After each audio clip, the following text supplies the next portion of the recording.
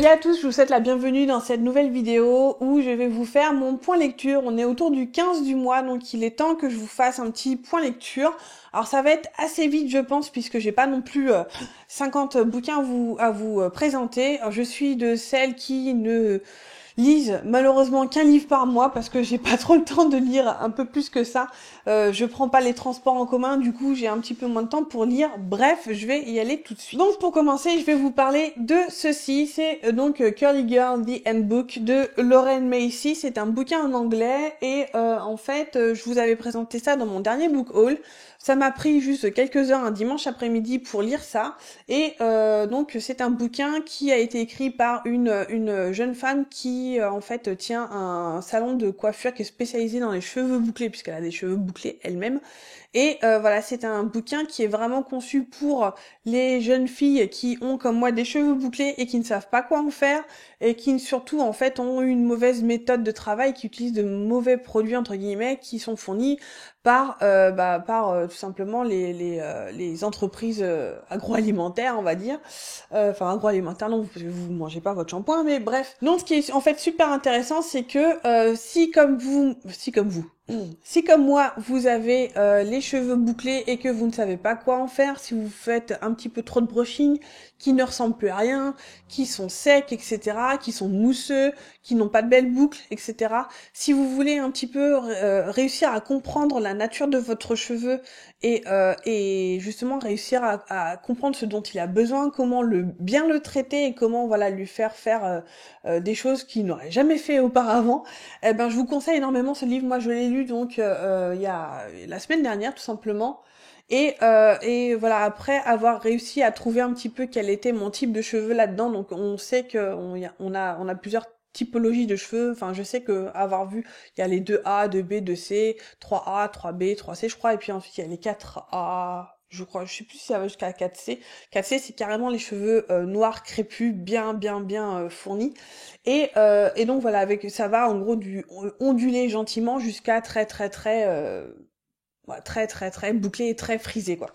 Et ça donne vraiment, ce que j'ai aimé en fait, c'est que ça donne vraiment beaucoup de conseils pour déjà comment dire de choses un petit peu de base pour comprendre vraiment le cheveu, que c'est un cheveu sec par nature, que c'est un cheveu poreux, qu'il faut faire attention aux shampoings et surtout à leur composition, que les sulfates qu'ils mettent là-dedans constamment, bah, c'est quelque chose qui est non seulement mauvais pour la nature, mais qu'en plus c'est irritant pour votre peau et encore plus pour les cheveux, que les silicones qu'ils mettent dedans, c'est un petit peu l'arbre qui cache la forêt, quoi, parce que ça fait une gaine qui va gainer votre cheveu, mais à l'intérieur votre cheveu va être toujours aussi sec, voire plus sec.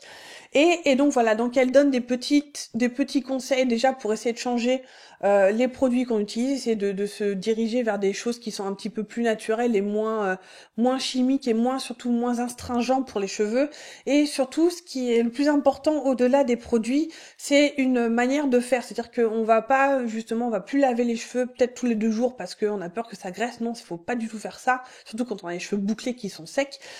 Il faut, voilà, on arrête d'utiliser les serviettes un peu traditionnelles pour essayer d'utiliser plutôt une serviette en microfibre par exemple, ou un vieux t-shirt.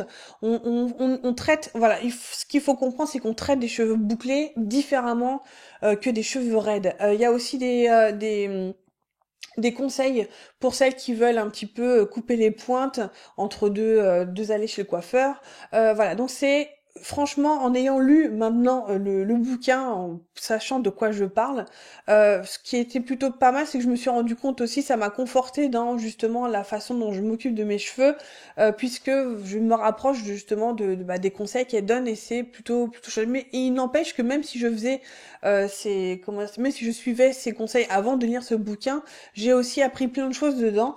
Et voilà, donc c'est un bouquin qui coûte vraiment pas cher, je crois que c'est 10 ou 15 euros sur Amazon. Donc si vous ne savez pas quoi faire de vos cheveux, encore une fois, je vous conseille largement d'y jeter un œil parce que vous pourriez apprendre énormément de choses qui pourraient vous sauver votre tête. Voilà. Ensuite, le bouquin dans lequel je suis encore en ce moment, il s'agit de La Brique Outlander, le tome 2, donc c'est Le Talisman de Diana Gabaldon, c'est aux éditions J'ai lu, et je pense que j'ai dépassé j'en suis aux 2 tiers à peu près, j'en suis presque à 600 pages. Alors, que dire de ce livre? Je vais pas non plus trop en dire parce que je sais on va faire une vidéo, sans doute une vidéo live avec Lily Bookin et Émilie de la chaîne Build Up, puisque c'est avec elles deux que je fais cette lecture commune. D'ailleurs, c'est plus vraiment lecture commune puisqu'elles ont déjà fini le bouquin depuis 2 semaines. Moi, je suis à la traîne comme d'habitude. Mais voilà, je dois dire que j'ai un petit peu eu du mal à commencer ce livre puisque on n'est plus du tout, enfin, je vais pas non plus spoiler, mais bon voilà, bref, voilà, je vais pas spoiler puisque comme je vous disais, on va en parler, je pense plus longuement quand je l'aurai terminé, donc il va falloir que je me maille les fesses.